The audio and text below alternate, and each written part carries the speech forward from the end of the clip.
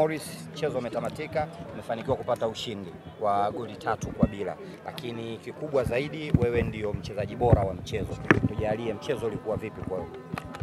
Kwanza kabisa kiujumla kitimu mchezo ulikuwa mzuri. Ukiangalia hapo nyuma tulikuwa na matokeo mazuri. Kwa hiyo mchezo huu tumerudi katika hali yetu, umeona timu inapambana, spirit tunapambania beji ya klabu.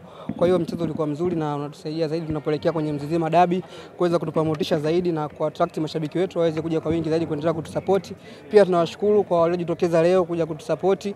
Kwa maana hii ni timu yao, wasituchoke, waendelee kutupa support, tuendelee kufanya vizuri zaidi.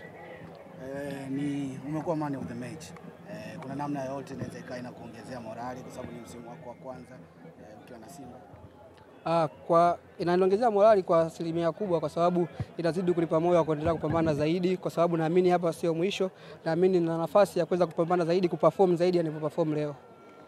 Morris, tunatamani kujua vyumbani mlikuwa mnazungumza nini kuhusiana na mchezaji mwenzenu kwa maana Mohamed Bajabel, kwa sababu tumeona amefunga goli, benchi lote pamoja na wachezaji mliokuwa ndani wote mlimfuata. Mlikuwa mnazungumza nini kuhusiana na yeye akiwa na mchezo wake wa kwanza leo?